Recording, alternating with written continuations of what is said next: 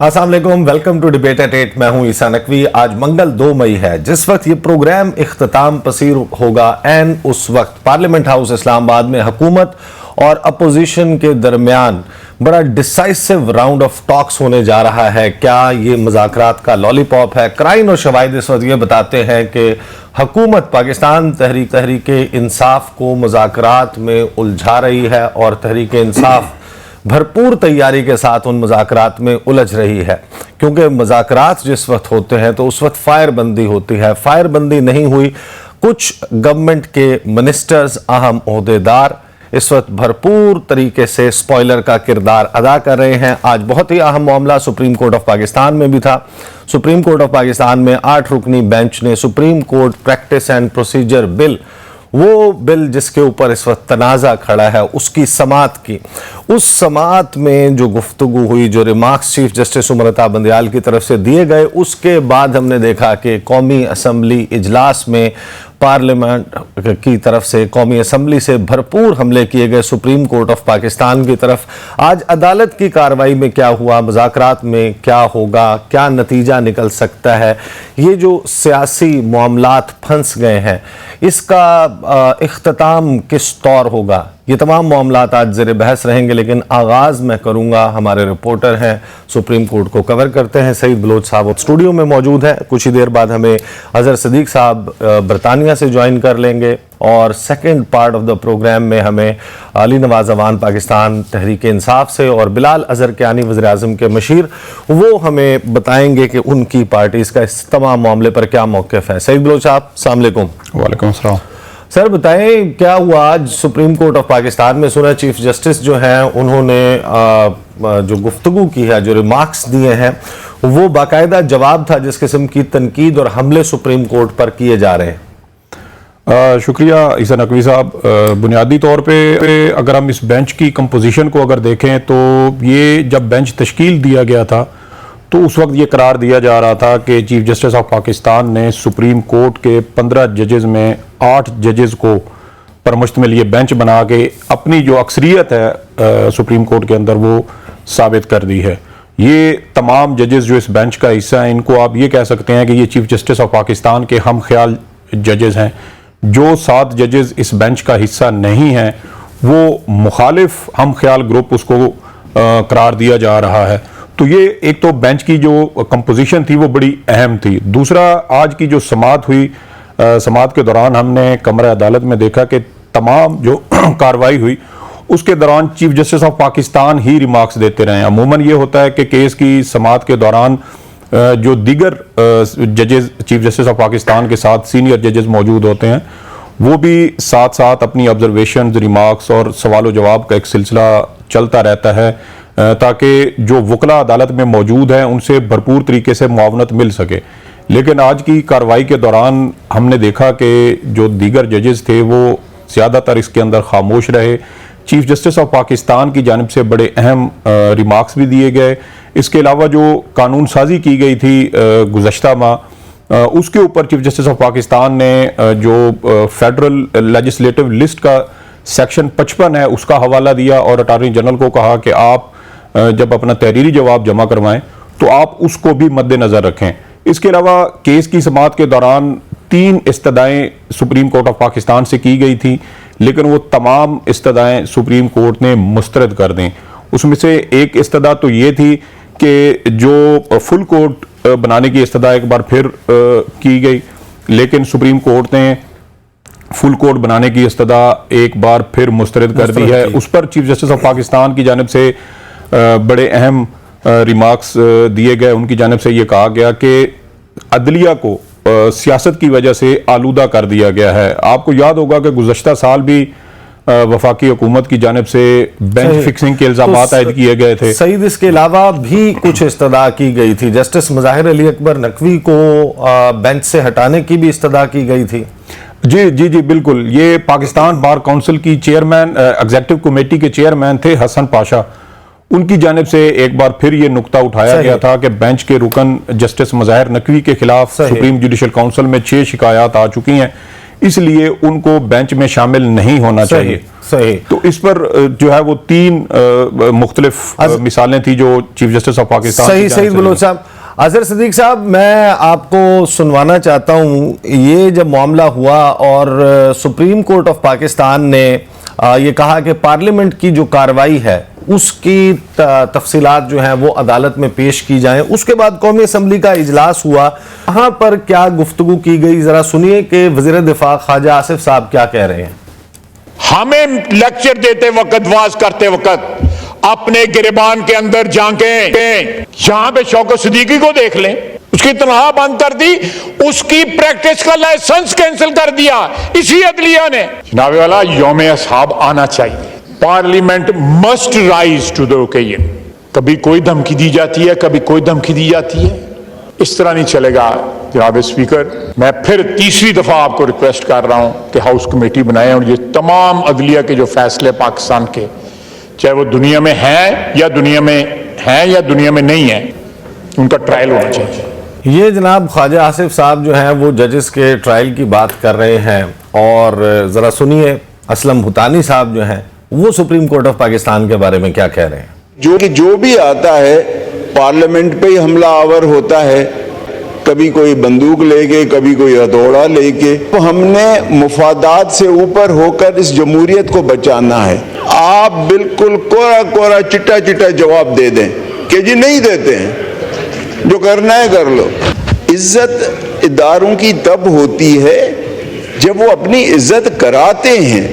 उन्होंने भी खुद को जाहिर किया है ना, तो अब हम भी ढकेंगे छुपे भी नहीं। बिल्कुल सर, मेरी तो आपको ये तजवीज़ है, अगर हाउस एग्री होता है आप उनको जवाब दे दें कि जी हमारी कार्रवाई है, हम आपको ये कार्रवाई नहीं देंगे। सुप्रीम कोर्ट को जवाब दे दें कि ये हमारी कार्रवाई है, ये कार्रवाई हमको नहीं देंगे। अब अपोजिशन बेंचेस पर नूर आलम खान साहब बैठे हुए हैं, चेयरमैन पब्लिक अकाउंट्स कमेटी हैं। जैसे ही सुप्रीम कोर्ट ऑफ पाकिस्तान से ये मामला सामने आता है तो नूर आलम खान साहब क्या कहते हैं, सुनिए। चाहे हाई कोर्ट हो, सुप्रीम कोर्ट हो, एडिशनल कोर्ट हो, सेशन कोर्ट हो, सिविल जज का कोर्ट हो, इस पार्लियामेंट के कागजात या प्रोसीडिंग वो नहीं मांग सकते। ये कॉन्स्टिट्यूशन पब्लिक अकाउंट्स कमेटी को ये इख्तियार देता है कि वो सुप्रीम कोर्ट ऑफ पाकिस्तान, उसके आप अकाउंट्स चेक कर सकते हैं। वो मैं through auditor general of Pakistan article 170 के तहत मैं उनका चेक कर सकता हूं और मैं बुला सकता हूं। मैंने वो कर दिया। I have called the principal accounting officer of supreme court of Pakistan to come to the parliament and give answer to the questions of the honourable members. जी, ये मैंने आज ही साइन किया। इंशाल्लाह अगर नहीं आए सर, आई टेल यू, मैं उसके लिए वारंट गिरफ्तारी निकालूंगा। एंड आई वांट आप और पार्लियामेंट मेरे साथ खड़ी हो, देखा जाएगा सर। वारंट गिरफ्तारी निकालेंगे नूर आलम खान। अजहर सिद्दीक साहब, सुना आपने ये क्या गुफ्तगू चल रही है दोनों मामलात में। ये अब बहुत उभर कर सामने आ रहा है, चाहे वो इलेक्शंस पंजाब और खैबर पख्तूनख्वा में करवाने का मामला हो, 21 अरब रुपए इलेक्शन कमीशन ऑफ पाकिस्तान को देने का मामला हो, supreme court practice and procedure bill के ऊपर बहस का मामला हो। एक के बाद एक तौहीन अदालत की जा रही है और दूसरी तरफ से अदालती तहम्मुल, जुडिशियल रिस्ट्रेंट का मुजाहिरा किया जा रहा है। कब तक चलेगा ऐसे? बहुत शुक्रिया, बहुत देर की मेहरबान। आते आते इनके चेहरे पे नकाब हो चुके हैं। ये जितने मेंबर पार्लियामेंटेरियन हैं, या जितने ये सारे लोग हैं, आप यहां से अंदाजा लगा सकते हैं कि हालात और वाकयात क्या है। यानी नूर आलम कौन है?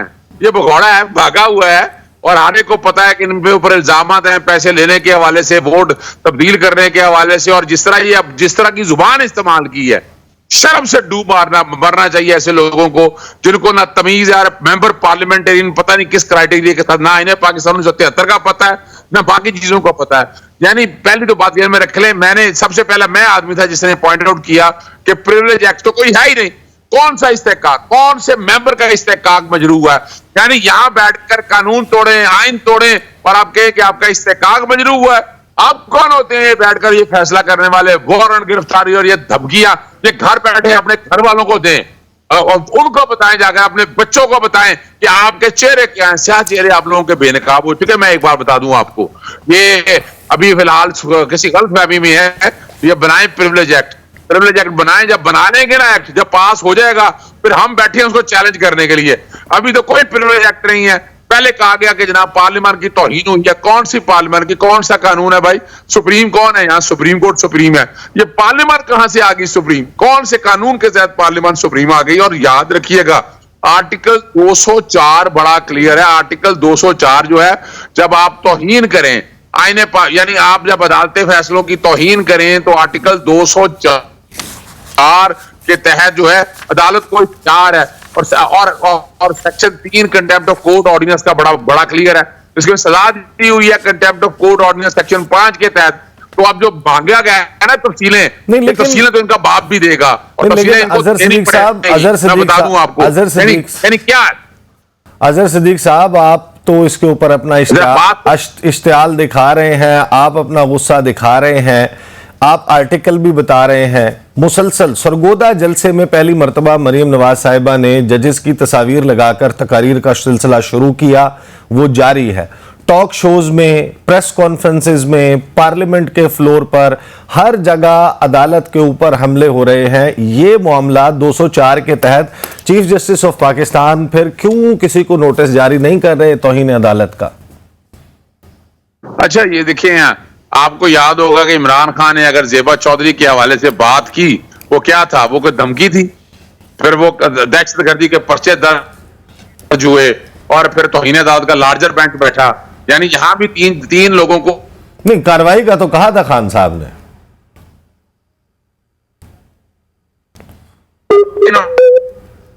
अजहर सिद्दीक साहब, ये नहीं है कि आपको मादर पिता आजादी मिल, आपको सिर्फ एक मौका दिया जा रहा है कि आप अपने मामलात को ठीक कर लें, दुरुस्त कर लें। वो दुरुस्त मामला इन्होंने नहीं किए हैं। जब दुरुस्त मामला नहीं किए हैं तो law will take its own course. अब ये सारा मवाद इकट्ठा हो रहा है और तौहीनी अदालत के हवाले से ये जो कह रहे हो ना, यानी ये छुपना चाहती है किसके विषय में? आर्टिकल 69 कि पार्लियामेंट की जो प्रोसीडिंग है उसको किसी अदालत में चैलेंज नहीं किया जा सकता। और उसमें प्रिंसिपल सेट आउट हो गए हैं कासिम सूरी वाले केस में, वोट ऑफ नो कॉन्फिडेंस वाले मामले में। ये आर्टिकल 68 की इंटरप्रिटेशन की बात है। किसी जज के बारे में या किसी के कंडक्ट जज के बारे में आप पार्लियामेंट में जेर बहस नहीं ला सकते। तो पार्लियामेंट के अंदर की जितनी ये प्रोसीडिंग है सारी की सारी इलीगल और अनकॉन्स्टिट्यूशनल है। अब अगली बारी जो है ये पब्लिक अकाउंट कमेटी या राजा रियाज जैसे लोग जो देखे ना पीटीआई के लोग हैं और टिकटों उस पर लड़े हुए हैं और उस पर टिकटों पे लड़ने के बाद इस वक्त हाथ मिला रहे हैं, अपोजिशन के साथ मिले हुए हैं और सॉरी अपना हुकूमत के साथ मिले हुए हैं। और अब वक्त इनका बहुत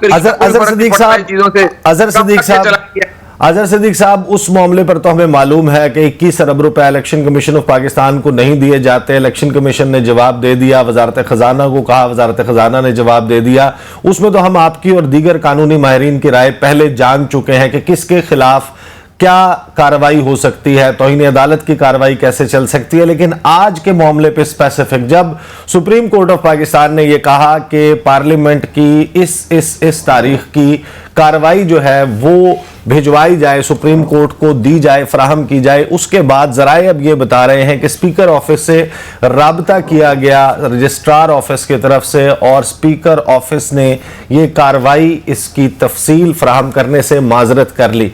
अब इसमें आइन और कानून क्या कहता है कि इसमें कौन नहीं मान रहा ये ऑर्डर?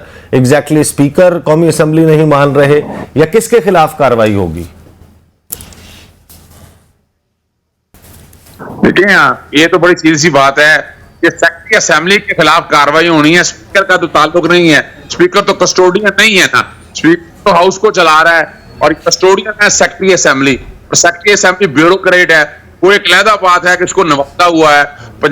यानी आपने स्पीकर असेंबली के दफ्तर के अंदर जो मुलाकातें करवाई हैं या सादिक के दौर में और के दौर में, वो सारे उनके जाती मुलाजम बैठे जो फायदा देते हैं, आपने इलेक्शन कमीशन के अंदर लोग देख ली। ये असली तौर पर जो कार्रवाई है ना वो सेक्रेटरी असेंबली के खिलाफ होगी। अगर उसने चीजें ना दी तो उसके खिलाफ तौहीन अदालत कार्रवाई होगी। ये बेचारा ब्यूरोक्रेट है, कब्र में टांगे होती हैं ऐसे लोगों की। और ये इस तरह का काम करने से पहले बड़ा डरते हैं। ये समझी बैठे हैं कि स्पीकर हुकूमत आएगा वो बाद में। हुकूमत का मौक़िफ़ ये है कि हम इस 3 रुकनी बेंच का फैसला नहीं मानते, हम 4-3 का फैसला मानते हैं। यहाँ पर वो एतराज़ उठा रहे हैं इस 8 रुकनी बेंच में मौजूद दीगर जज साहिबान पर भी इसका, और फिर साथ में ये बात भी चल रही है कि आप फैसला दे दें, हम इम्प्लीमेंट नहीं करेंगे। ये बात तो अब खुलेआम की जा रही है। तो फिर सुप्रीम कोर्ट ऑफ पाकिस्तान के पास ऐसा कौन सा तरीकाकार है कि अगर वो कोई फैसला देते हैं, ऑर्डर ऑफ द डे जारी करते हैं, फाइनल जजमेंट जारी करते हैं, उस पर अमल दरामद वो कैसे करवाएंगे? तो बात मैं आपको बता दूं कि जहां तक पाकिस्तान सुप्रीम की बात कर रहे हैं, पार्लियामेंट कानून बना रखा किसी ने पार्लियामेंट को कानून बनाने के लिए। अब तो कोई ऐसा कानून नहीं है, ना कोई ऐसी बात है। Supreme court rules and procedure challenge हो चुका हुआ, स्टे हो गया हुआ है। अब कोई ऐसा कानून रिकॉर्ड में नहीं है तो इस्तेकाक या बाकी चीजों की बात करता है। ये सेक्रेटरी असेंबली को कहा जाएगा, सेक्रेटरी असेंबली को कह दिया गया वो नहीं लेके आएंगे तो तौहीन अदालत की कार्रवाई शुरू होगी उनके खिलाफ। और तौहीन अदालत में मैं समझता हूं उनको सेक्रेटरी असेंबली को भी घर भेजना चाहिए। इसी तरह सेक्रेटरी फाइनेंस को, इलेक्शन कमीशन को, सेक्रेटरी डिफेंस को और गवर्नर स्टेट बैंक को, जिन्होंने पैसों के हवाले से भी मामले को लटकाई रखा है और मामले को डिले से डिले करते हैं। अब ये मामला बड़ा सीधा सा हो चुका हुआ है। अजहर सिद्दीक साहब, वो एग्जीक्यूशन की बाद की बातें हैं। Sir thank you so much, मेरे पास वक्त कम है। सदीक बलोच साहब, सईद बलोच साहब, मुझे ये बताएं बस फाइनली कि सुप्रीम कोर्ट ऑफ पाकिस्तान ने एक ऑर्डर जारी करना था जुमेरात के रोज, वो ऑर्डर अब तक क्यों नहीं आया? देखें, उस पर reports supreme court of Pakistan की जानिब से तलब की गई थी, वो रिपोर्ट्स जमा हो चुकी हैं और अभी तक सुप्रीम कोर्ट की जानिब से ना तो रजिस्ट्रार ऑफिस की जानिब से कुछ ऐसे नोटिस जारी किया गया है जैसे गुज़श्ता समात से कबल किया गया था, और ना ही अभी तक इन चैम्बर समात के हवाले से या ओपन कोर्ट समात के हवाले से सुप्रीम कोर्ट की जानिब से कोई नोटिफिकेशन जारी किया गया है। बज़ाहिर शायद सुप्रीम कोर्ट ऑफ पाकिस्तान सियासी जमातों के दरमियान होने वाले मुज़ाकरात को देख रही है। ये सुबह मुज़ाकरात होने थे लेकिन उसका वक्त तब्दील कर दिया गया, अब ये रात को हैं। मुमकिन तौर पे कल शायद सुप्रीम कोर्ट ऑफ पाकिस्तान इस हवाले से कोई रजिस्ट्रार की जानिब से कोई नोटिस जारी हो सकता है या सुप्रीम कोर्ट का ये 3 रुकनी बेंच केस फिक्स कर सकता है। इन चैम्बर समात सही बलोच साहब, बहुत बहुत शुक्रिया। अब ये सारी बहस हमें लेकर आती है उस नुक्ते पर कि अब से थोड़ी देर के बाद पार्लियामेंट हाउस इस्लामाबाद में जो मुज़ाकरात होने जा रहे हैं हुकूमत और अपोजिशन के दरमियान, वो मामला किस करवट बैठेगा और फिर सुप्रीम कोर्ट ऑफ पाकिस्तान का हुक्मनामा क्या उसके मुताबिक आएगा। After the break, welcome back after the break. अब से थोड़ी देर के बाद पार्लियामेंट हाउस इस्लामाबाद में हुकूमत और अपोजिशन के दरमियान मुज़ाकरात होने जा रहे हैं।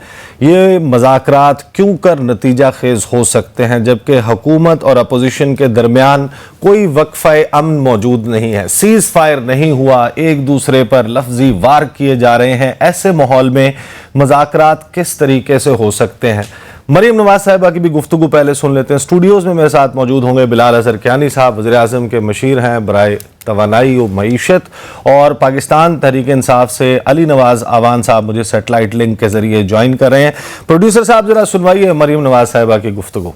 उमर अता बंदियाल साहब से ये पूछती हूँ, मैं 3 मेंबर बेंच से ये पूछती हूँ कि आप किसके लिए कर रहे हो? ऐसे शख्स के लिए ये कर रहे हो जिसके पास ना किरदार है ना कारकर्दगी है? आप इंसाफ की सबसे बड़ी कुर्सी पर बैठे। और ये भी मैं आपको बता दूं, ये जंग इस 3 मेंबर बेंच की, सुप्रीम कोर्ट के जो मेंबर बेंच है इनकी शहबाज शरीफ साहब से नहीं है, ये इनकी अगली तकरीरियां रोकने की है। क्योंकि ये सब एक गिरोह है जो ये समझता है कि अगर इनका बंदा ना आया तो इनकी जो पूछगिछ है वो शुरू हो जाएगी। कोई भी इज्जतदार शख्स होता, इतने संगीन इल्जामात लगे, इतने संगीन सबूत सामने आए, कोई भी इज्जतदार शख्स किसी मुहज्जब मुल्क में होता तो इस्तीफा देके घर चला जाता, लेकिन ये आज भी वहीं के वहीं बैठे हैं। कियानी साहब, chief justice of Pakistan justice Umar Ata Bandial इज्जतदार शख्स नहीं है? जी देखिए, बिस्मिल्लाहिर्रहमानिर्रहीम। ईसा साहब बहुत शुक्रिया अपने शो में दावत देने का। बात यह है जी कि अभी हम देख रहे हैं पिछले चंद हफ्तों से, बल्कि चंद हफ्ते से भी अब ज़्यादा हो गया है कि सुप्रीम कोर्ट के अंदर से सुप्रीम कोर्ट को हमें नज़र आ रहा है कि कमज़ोर किया जा रहा है और एक मिसमैनेजमेंट उससे कह लें या जो भी आप उसको कहें, हमने देखा है कि जिस तरीके से वहाँ पे मामलात को चलाया गया है वो बिल्कुल मुनासिब नहीं है। और वो इसलिए मुनासिब नहीं है क्योंकि हमने देखा कि एक फ़ैसला 4-3 का आ गया था सुप्रीम कोर्ट का, जिसके तहत एक इलेक्शन से रिलेटेड पिटीशन डिसमिस हो गई थी, मगर एक बेंच ने ये समझा कि वो 3-2 का फ़ैसला है। उस मुतनाज़ फ़ैसले को आगे लेके एक इम्प्लीमेंटेशन चलती रही। एक ऐसा फ़ैसला जिसको सिर्फ पार्लियामान ही नहीं बल्कि सुप्रीम कोर्ट के अपने जजेस कह चुके हैं कि वो पिटीशन डिसमिस होगी, मगर उसके बावजूद एक बुलडोज करके एक आगे मामला को लेके जाया गया है, बार बार ये कहने के बावजूद, सबकी इस्तदा के बावजूद कि अगर आप एक लार्जर बेंच या फुल कोर्ट बेंच बिठा देते हैं तो ये मामला क्लियर हो जाएगा। तो देखिए इस तरह के माहौल में, और ख़ास तौर पे फिर हमने देखा कि आज फिर practice and procedure, supreme court practice and procedure act पे आज जो बेंच बैठा, हमने देखा इस बेंच की जब पहली हेयरिंग हुई थी तो एक ऐसे कानून को जो कानून बना ही नहीं था उसके ऊपर प्रीएम्प्टिव एक एक्शन लिया गया, और उसके लिए जो बेंच बनाया गया, हमने देखा कि मज़ाहिर नकवी साहब जैसे जज जिनके ऊपर संगीन इल्ज़ामात हैं उनको तो साथ बिठाया जाता है, मगर सीनियर जजेस सुप्रीम कोर्ट के जिनमें काजी फायजी साहब, तारिक मसूद साहब शामिल हैं, उनको नहीं बिठाया गया। और देखिए आमतौर पर, और ना ही जो हैं मज़ाहिर नकवी साहब, उनके खिलाफ जो सुप्रीम जुडिशल काउंसिल में रेफरेंस है उसमें कोई पेशरफ्त हुई है, इस चीज़ के बावजूद कि सुप्रीम जुडिशल काउंसिल के सीनियर मेंबरान ने उस पर आवाज़ उठाई है कि इसको मामले को आगे जाएं, क्योंकि इदारे के लिए बेहतर है सुप्रीम कोर्ट के लिए कि मामला जल्द से जल्द क्लियर हो। तो देखिए इस तरह के माहौल के अंदर फिर यकीनन एक ट्रांसपेरेंसी पे सवाल उठते हैं। हमारे नज़दीक सुप्रीम कोर्ट इटसेल्फ वीकन होता है, एक अहम पिलर ऑफ द स्टेट है, तो इस मामले पर हम आवाज़ उठाएंगे।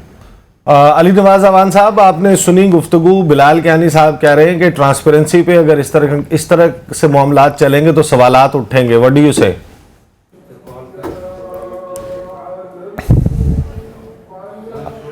ईसा नकवी साहब, आपको कहा था ना, बड़ा मशहूर है कि इनके लिए कहा गया था ये माफिया है, और माफिया का सबसे बड़ा स्लोगन क्या होता है कि आर यू विद मी और अगेंस्ट मी।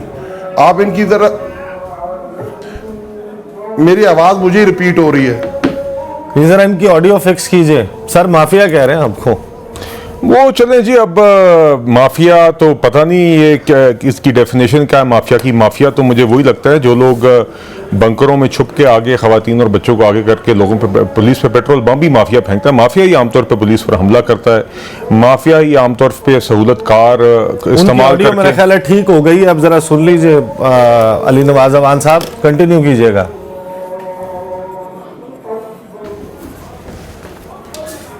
अच्छा जी, मैं शुरू से करता हूं कि देखें, बड़ा इनके लिए कहा जाता है ये माफिया क्या, और मैं नहीं कर रहा, सुप्रीम कोर्ट के चीफ जस्टिस ने अपने रिमार्क्स में कहा था पुराने वाले कि are you with me, mafia की तरह काम करता हूं। माफिया का सबसे बड़ा स्लोगन क्या होता है? आर यू विद मी और अगेंस्ट मी। और इसकी मिसाल मैं दे देता हूँ।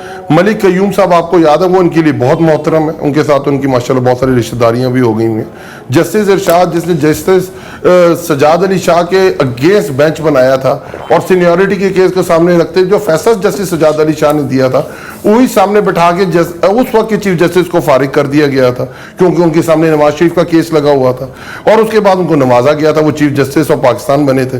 इनको जस्टिस सईदुज़्ज़मान सदीकी जैसे लोग लगते हैं जो इसके सारे किरदार के अंदर, जिन्होंने फैसलाबाद बेंच बनाया था और उनको बाद में गवर्नर बना के नवाजा गया था। इनको रफीक तारड़ जैसे लोग, जस्टिस रफीक तारड़ जैसे लोग अच्छे लगते हैं, या उनकी आने वाली नस्ल अच्छी लगती है, जिन लोगों ने ब्रीफ केस उठाए थे और जजों को बांटा था और जजों में पैसों बांट के उस वक्त के चीफ जस्टिस के खिलाफ मुहिम चलाई थी। और हाँ, इन्होंने बात बिल्कुल ठीक की है कि माफिया तो वो होता है जो पुलिस पे हमला करता है। तो मुझे बता दिए वो नैब के ऊपर जब मरियम की पेशी थी, वो कौन से फूल बरसा रही थी नैब के ऑफिस के ऊपर, और वो किस तरह की चीजें चल रही थी। औरत कार्ड सबसे ज्यादा यूज ही आजकल नून लीग करी, पहले सबसे अगेंस्ट नून लीग औरत कार्ड की थी, जो इन्होंने नुसरत भुट्टो के साथ किया, जो बेनजीर भुट्टो के साथ किया, जो इन्होंने जमाइमा के साथ किया। ये तो हमेशा आपको याद होगा, पीपल्स पार्टी को कोई एतराज नहीं है थी, उसके अंदर मौलाना फजलुर रहमान को मिला के कहा गया जी, मौलाना फजल नगर सके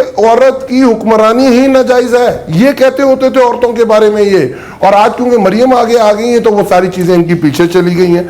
तो इनके कौल और तजाद बहुत ज्यादा। और सुप्रीम कोर्ट क्या कह रही है?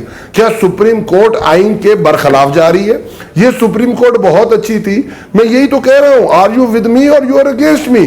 ये 5 मेंबर बेंच बहुत अच्छा था जब कासिम सूरी की जो रूलिंग है ओवरटर्न करनी थी, जिसमें कहा गया था कि पार्लियामेंट का ये जो अदम एतमाद में ये नहीं हो सकता, पर उसमें ये सुप्रीम कोर्ट बहुत अच्छी थी। सही मुझे इसके ऊपर बिलाल साहब से, नवाज शरीफ हार गया हुआ था 20 ज़मीनी इलेक्शन। मुझे इस पर बिलाल साहब से बात पूछ लेने दीजिए। सर, ये बड़ा वैलिड एक पॉइंट है कि यही जजेस थे, कासिम सूरी साहब वाला मामला था अप्रैल 2022, जब इन्होंने रूलिंग दी तो बाकायदा मरियम औरंगजेब साहिबा, हमें याद है कि वो बाहर आई और उन्होंने मुबारकबादें दी और उन्होंने कहा कि आइन और कानून की जीत हुई है। इसी सुप्रीम कोर्ट की तारीफें हो रही थीं। आज आपके अगेंस्ट फैसला आ रहा है, बल्कि आपके अगेंस्ट क्या आ रहा है, इलेक्शंस के लिए आ रहा है फैसला, तो आपको जो है वो सुप्रीम कोर्ट पसंद नहीं आ रही। नंबर 1, सुप्रीम कोर्ट को नापसंद करने की तो किसी ने बात नहीं की। नंबर 2, हमने तो कोई स्पेसिफिक फैसला मांगा भी नहीं था। जिस तरीके से कोर्ट को चलाया गया है उसके ऊपर हमें ही नहीं, सिर्फ पूरी वकला बरादरी को, सुप्रीम कोर्ट के अपने जजेस को संगीन एतराज़ात हैं। और हमने ये देखा है कि चीफ जस्टिस ने बतौर administrative head of the court जिस तरीके से मामलात को चलाया है, उसमें उन्होंने ये अभाम क्लियर करने के बजाय, सुप्रीम कोर्ट के उनके अपने सीनियर जजेस ने जो सवाल उठाए हैं उनको क्लियर करने के बजाय हमने देखा है कि एक बुलडोज करने का एक अमल रहा है। और यह आवाज़ सुप्रीम कोर्ट के अंदर से आई है। हम इसलिए बार बार कहते थे कि ये जो पंचायत का काम करने की अब कोशिश हो रही है, पहले एक ऑर्डर जो कि सुप्रीम कोर्ट के अपने जजेस के तहत कोई जवाज नहीं रखता, उसके तहत आप बुलडोज करके इलेक्शंस करवाने की एक तारीख देते हैं, जिसमें आप कहते हैं कि हम ना इलेक्शन कमीशन की भी अथॉरिटी हम अज्यूम कर लेंगे, हम पार्लियामान की भी नहीं देखेंगे, हम हुकूमत की भी कोई इनपुट नहीं देखेंगे। बुलडोज करके कैसे, इसको एक्सप्लेन मैं कह रहा हूं, इसको प्लीज एक्सप्लेन दिस कि बुलडोज इस तरह करके कि एक फैसला 4-3 से एक पिटीशन डिसमिस हो गई है। सुप्रीम कोर्ट के अपने जजेस का ये ख्याल है कि 4-3 से वो पिटीशन डिसमिस हो गई। एक मखसूस बेंच का ख्याल था कि वो 3-2 की थी। अब उस 3-2 के फैसले के बाद जब ये मामला फिर से ज़ेर समाअत है, उस 3-2 के फैसले के मुताबिक जो 3-2 का फैसला वो समझते हैं, उन्होंने कहा कि 30 अप्रैल को इलेक्शंस होंगे। हालांकि दीगर सुप्रीम कोर्ट के जजेस और दीगर लीगल एक्सपर्ट्स की राय थी कि वो 4-3 से पिटीशन डिसमिस होगी। हमने देखा कि उसके बाद जब ये मामला फिर ज़ेर समाअत आया, तो बजाय इसके कि इस अभाम को क्लियर किया जाता या कोई फुल कोर्ट मीटिंग बुला के सुप्रीम कोर्ट के जजेस का ही कंसेंसस इस बात पे हो जाता कि क्या उस ऑर्डर की गिनती 4-3 थी या 3-2 थी। हम आज भी समझते हैं, पूरी पार्लियामान ने एक रेजोल्यूशन पास की हुई कि वो 4-3 से पिटीशन डिसमिस हुई थी। तो बजाय इसके कि उस मामले को एक लार्जर बेंच के सामने जाके रिव्यू किया जाता या इस अभाम को क्लियर करने की कोशिश की जाती या एक फ्रेश पिटीशन को एंटरटेन किया जाता, हमने देखा कि वही मखसूस बेंच उसी ऑर्डर को लेके उसी की इंप्लीमेंटेशन पे आगे चलता रहा, जिसका जवाब आज तक क्वेश्चनेबल है। हम नहीं सिर्फ ये कह रहे, सुप्रीम कोर्ट के सीनियर जजेस ये बात करें। साथ ही साथ जब हमने supreme court practice and procedure bill का बेंच बनते देखा, फिर हमने देखा कि सुप्रीम जुडिशियल काउंसिल में मज़ाहिर नकवी साहब के खिलाफ जो है वो रेफरेंस नहीं चलाया जा रहा, सुप्रीम जुडिशियल काउंसिल के मेंबरान की दरख्वास्त के बावजूद। फिर हमने देखा जब काजी फायजीसा साहब ने कहा कि आप फुल कोर्ट की मीटिंग बुला लें, फुल कोर्ट की मीटिंग नहीं बुलाई जाती। लगभग बिल्कुल आप जो गुफ्तगू कर रहे हैं यही बात की। और मैं जरा एक बात कर लूं जी, चूंकि उन्होंने बात की थी, देखिए बात ये नहीं है कि जब फैसला आ जाए तो पसंद हो और ना आए तो ना पसंद हो, क्योंकि हम नहीं है इमरान खान साहब जो कहते थे जज जेबा मैं तुम्हें देख लूंगा। पिछले साल जब आईनी तौर पे इमरान खान साहब की हुकूमत हटाई गई थी वोट ऑफ नो कॉन्फिडेंस से, तो इनके ही कारकुनान ने इन्हीं जजेस के मुंह के ऊपर जूतियां मारी थी बैनरों के ऊपर। हमने ये काम नहीं किया। और जिन खोसा साहब की ये बात कर रहे हैं, देखिए आप अली नवाज अवान साहब, आप इनकी गुफ्तगू पे इतना मुस्कुरा क्यों रहे हैं?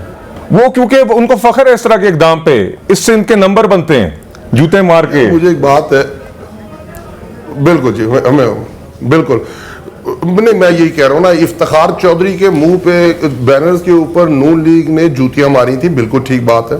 और आपको याद होगा 2002-2003 में जब LFO उन्होंने कहा था कि डिक्टेटर भी ये कर सकता है, और जो कू हुआ था मुशर्रफ का जब उसके अगेंस्ट फैसला आया था, और उसके बाद वही इफ्तिखार चौधरी इनको प्यारे हो गए थे, उन्होंने गले लगा लिया था जब वो चीफ जस्टिस मूवमेंट चला रहे थे। और जब इनका केस आउट ऑफ मेरिट और जो हिस्ट्री में नहीं है कि जो 11 साल बाद दोबारा खोला गया और इनको रिलीफ दिया गया, वही डिक्टेटर, उससे दोबारा इन्होंने NRO लिया और दोबारा है। ये हमेशा इनके लिए मशहूर है, जब ये मुश्किल में होते हैं तो पैर पकड़ते हैं और जब ये ताकत में आते हैं तो गिरबान पकड़ते हैं। तो ये वही वाली काम कर रहे हैं। अब 4-3 की स्टोरी जरा सुन लीजिएगा कि 9 मेंबर बेंच बना, 9 मेंबर बेंच में से 2 जजेस ने अपने आप को एक्सक्लूड किया, 2 और 9 के 9 ने साइन करके कहा चीफ जस्टिस को कि आप एक नया बेंच कॉन्स्टिट्यूट कर दें। बेंच कॉन्स्टिट्यूट हो गया, उसके बाद एक फैसला आया और उस फैसले के बाद जब दोबारा उसके ऊपर हियरिंग स्टार्ट हुई और फैसले के बाद, तो पहले कहते हैं हमने उसका बाइकआउट कर दिया है क्योंकि वो 4-3 का फैसला था, और उसी के बाद दोबारा जब उसकी इंप्लीमेंटेशन फेज आया कहते हैं वो तो गलती, वो तो सियासत है, वो तो अदालत के बाहर और चीजें होती हैं, हम आपके सामने हाजिर इसलिए हो रहे हैं कि हमें पता है ये 3 धोखा है। और उसके बाद क्या, जुबुकला बरादरी बहुत बटी हुई है, सुप्रीम कोर्ट बार, उसके बाद लाहौर हाई कोर्ट बार, 96 बार वकील रोडों के ऊपर है कि वो चीफ जस्टिस वो पाकिस्तान की अदलिया के साथ करें, क्योंकि चीफ जस्टिस क्या कह रहे हैं, चीफ जस्टिस उनका बेंच क्या कह रहा है, सुप्रीम कोर्ट क्या कह रहा है कि आइन के अंदर दिया हुआ है कि आपने 90 दिन के अंदर इलेक्शन कराने, आप इलेक्शन कराएं, आप छोड़ें, किसी की बात ना माने, आप 105 के तहत असेंबलियां डिसॉल्व होती हैं और उसके बाद आप उस प्रोसेस में तो शामिल हो जाते हैं कि आपने गवर्नर लगाना है, आपने सीएम लगाना है, आप नाम देते हैं, हुकूमतें बनाते हैं अपने छोटे छोटे बच्चों की, और अब आप क्या कहते हैं हमें वो सुप्रीम कोर्ट पसंद नहीं है। इस तरह चल नहीं सकता। और दूसरा जो प्रोसीजर बिल वाली बात है, पाकिस्तान के आइन को थोड़ा पढ़ लें। पाकिस्तान आइन ट्राइकोटमी ऑफ पावर है, हम वेस्ट मिनिस्टर सिस्टम को फॉलो करते हैं, तो इनके दिमाग में शायद ये है कि वहां अगर पार्लियामेंट सुप्रीम है तो पाकिस्तान में पार्लियामेंट सुप्रीम है। तो उनको जरा बता दीजिएगा इंग्लैंड के अंदर there is no written constitution, इसलिए वहां पार्लियामेंट सुप्रीम है। सही। पाकिस्तान, इंडिया, बांग्लादेश, क्योंकि हम उनसे आजाद हुए हैं, अली नवाज अमान साहब उनसे आजाद हुए हैं, तो हमारे पास रिटन कॉन्स्टिट्यूशन है और रिटन कॉन्स्टिट्यूशन में ट्राइकोटमी ऑफ पावर है। अली नवाज अमान साहब, मुझे ब्रेक लेनी है। आपने जो गुफ्तगू की उस पर मैं जवाब भी मांगूंगा, लेकिन ज्यादा अहम मौका है कि मुज़ाकरात जो हो रहे हैं उसमें हतमी फैसला किसने करना है। तहरीक इंसाफ लगता है कि वो क्लियर मैंडेट के साथ बैठी है, वो बिल्कुल क्लियर है। सवाल करेंगे बिलाल साहब से कि ये फैसला हतमी तौर पर किसने करना है। बिलाल कियानी साहब के बॉस ने करना है, वज़ीर आज़म शहबाज शरीफ ने, या उनके बॉस ने करना है, मियां मोहम्मद नवाज शरीफ ने। After the break, welcome back after the break. Break से पहले अली नवाज अवान साहब जो हैं वो ये कह रहे थे कि जो वज़ीर आज़म के मशीर हैं बिलाल अज़हर कियानी साहब, उन्होंने आइन पढ़ा हुआ ही नहीं है। बिलाल साहब, आइन क्यों नहीं पढ़ा आपने?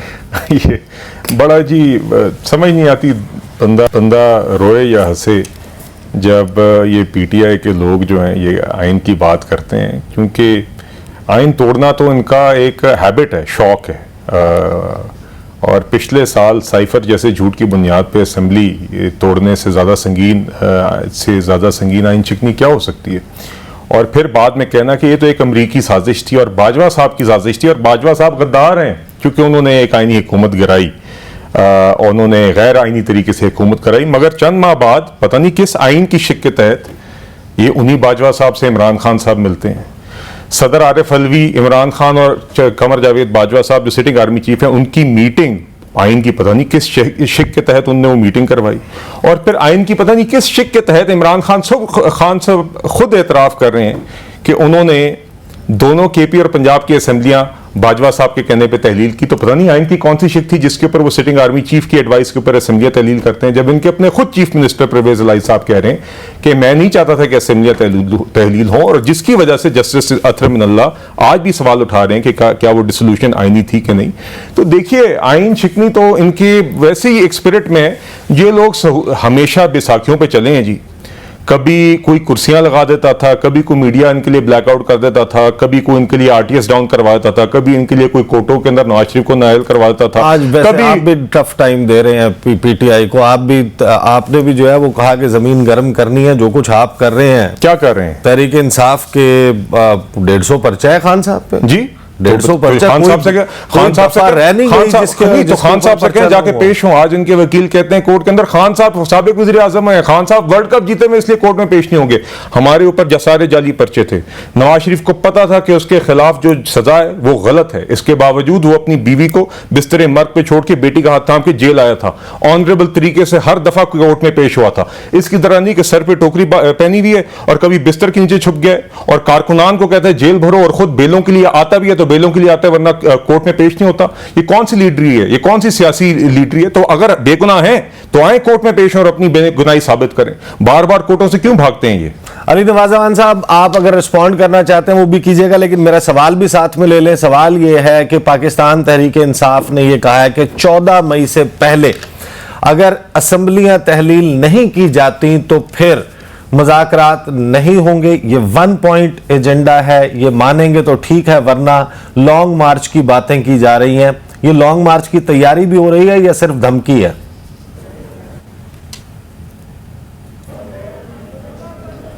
अच्छा, थोड़ा मैं बता दूं मेरे भाई को, शायद इसीलिए उसे ज्यादा बात बुरी लग गई कि आई नहीं पढ़ा, तो उसका जवाब दे देते नहीं पढ़ा हुआ, और थोड़ी हिस्ट्री का भी पूछ लेते। हम पे इल्जाम कौन लगा रहा है? जिस बंदे ने 96 में पार्टी बनाई है, और किसके बेस पे? अपनी बेस पे। एक भी सीट नहीं मिली, फिर एक सीट मिली, फिर जस्टिस बहाली तहरीक के लिए इलेक्शन का बाइकआउट किया, फिर एक केपी हुकूमत मिली, और उसके बाद नेशनल गवर्नमेंट मिली, और आज हम पाकिस्तान के अंदर हम तो कहते हैं हमारा नाम ECL में डाल दो। बट इनकी, क्योंकि ये आइन बहुत पढ़ते हैं, तो माशाल्लाह इनकी जिनकी पैदाइश ज़ियाउल हक खैर बाद में जनरल जिलानी की गोद में हुई, जो बंदा काउंसलर का इलेक्शन नहीं लड़ सकता था, उसे बनाया कि जैसे वो पाकिस्तान में कॉलोनियलिज्म था ना, तो हमारे कल्चर को तबाह करने के लिए ना वो वेटरों को पगे बना दी गई थी। तो जनरल जिलानी ने कहा वजीर, अब मैंने किसको वजीर बनाना है? तो उन्होंने कहा हाँ, वो एक लड़का है, वो फिल्मों में भी काम करना चाहता है, वो पोस्ट ऑफिस में भी उसने नौकरी की है, वो इलेक्शन भी काउंसलर का नहीं जीत सकता, उसके सर पे पग बना दी, वो वजीर बन गए। फिर उसी जब आइन सस्पेंड था पाकिस्तान का, जब पाकिस्तान मतलब बुरे हालात थे पाकिस्तान के, डिक्टेटरशिप थी, माशाल्लाह उस वक्त वजीर आला बन गए। फिर हुकूमत बनी जुनेजो की, और पता क्या हुआ? जुनेजो के स्पेशल मिनिस्टर थे उस वक्त, जब चाइना से वो उतरे ना, तो उन्होंने पीछे छुरा घोंपा एक डिक्टेटर ज़ियाउल हक के लिए, और पीछे मुड़ के जुनेजो का बड़ा मशहूर जुमला है तो किसी और का उन्होंने रिपीट किया था, यू टू ब्रूटस। उन्होंने कहा जी मी ऑलवेज द ब्रूटस। तो उसके बाद जब आगे चलते हैं, इसहाक खान साहब जब सवाल जवाब नहीं हो पाएंगे, तो सबसे अच्छे लीडर पाकिस्तान के इसहाक खान साहब होते हैं। नहीं, सुनिएगा। और उसके बाद वही इसहाक खान बुरे हो जाते हैं जब इनकी गवर्नमेंट तोड़ते हैं, वही 58-2 भी गलत हो जाती है। जब फारूक लगारी बहुत बुरे सदर होते हैं, पर वो जब बीबी की गवर्नमेंट खत्म करते हैं, वो बहुत जबरदस्त हो जाते हैं। और फिर जो इन्होंने अपनी कैदो बंद की सहूलतें बताई हैं, माशाल्लाह 99 में कू हुआ, एतजाज एहसन कोर्ट में खड़े थे, और ये डील करके मुशर्रफ के साथ कि 10 साल में पाकिस्तान नहीं होगा। इतने अजीम लीडर हैं, निशान शेर का है, काम गिदड़ों वाला है, भाग गए। फिर उसी डिक्टेटर से दोबारा NRO साइन करके 2008 में आए, और जुडिशरी की कमर में छुरा घोंपा, डिक्टेटर के नीचे इलेक्शन लड़ लिया। उसी डिक्टेटर, वही बाजवा, इनको बुरा लगता है पर आज बाजवा का मुंह इनकी जबान पे नहीं आता। क्यों? उसी से डील करके आए थे, उसी से हुकूमत लेके आए थे। और आज हम खुलेआम कहते हैं कि जो बाजवा साहब, जिसका आप नाम नहीं लेते हैं, उन्होंने पाकिस्तान के साथ ज्यादती की है। उन्होंने पूछा, अली नवाज़ान साहब, बिलाल साहब ने पूछा था कि इमरान खान साहब ने आइन की किस शिक के तहत मुलाकात की थी उस वक्त के आर्मी चीफ जनरल बाजवा के साथ, और उनकी मेरी बात कंप्लीट होने दो ईसा, मेरी बात कंप्लीट होने दो। करें बिल्कुल ऐसा, मेरी बात कंप्लीट होने दो भाई। जो बात करने का मकसद, तुम बीच में बात आगे पीछे हो जाती है। आप मेरे तरीका समझे कि इनकी पैदाइश और अब तक ये सिर्फ और सिर्फ डिक्टेटर्स के सर पे, फिर वो सिर्फ डीलें करके हुकूमतों में आते रहे हैं।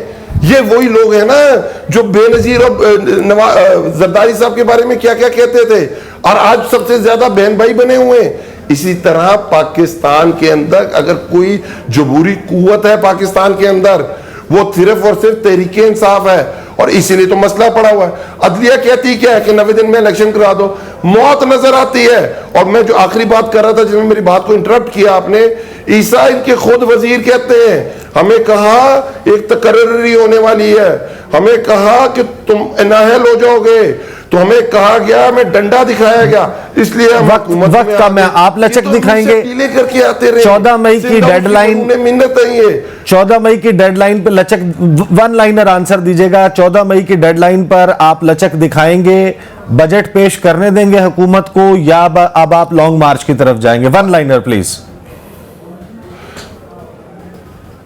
देखें, ये बिल्कुल आपने इस अपने इंटरव्यू में ठीक कहा था कि ये लोग ये सिर्फ नौसरबाजी करने के शेर हैं और यही हरकतें करते हैं। मैंने ये लफ्ज़ इस्तेमाल नहीं किया। होता तो 2018 का बजट वो नून लीग ने दिया था, 3 महीने रहते थे इलेक्शन में, जो 7 अप्रैल को दे दिया था, 3 महीने सब कह रहे थे बजट मत दो, जो नई हुकूमत आएगी वो दे दो। बजट तो कल भी पेश किया जा रहा है। हम ओपन माइंड के साथ बैठे हुए हैं, आइन के पैरामीटर्स हमारे साथ हैं, हल सिर्फ एक है, आप अपनी डेट बताएं कब असेंबलियों को आपने डिसॉल्व करना है। हम पार्लियामेंट में आके 2/3 लेजिस्लेशन करते हैं, जो आर्टिकल है उसको अमेंड करते हैं 90 डेज वाले को, 1 टाइम अमेंडमेंट होगी और इलेक्शन जुलाई के अंदर किसी टाइम पे हो सकता है। अगर आप इससे बाहर जाते हैं तो देयर इज नो मोर। मिराल साहब, ये तो मुज़ाकरात नहीं है, तो अल्टीमेटम इनका वतीरा इनफ्लाइफ मुज़ाकरात की और जमहूरी रवैये की कभी 15 मिनट कभी 4 घंटे, ज़्यादा से ज़्यादा 4 दिन ही होती है।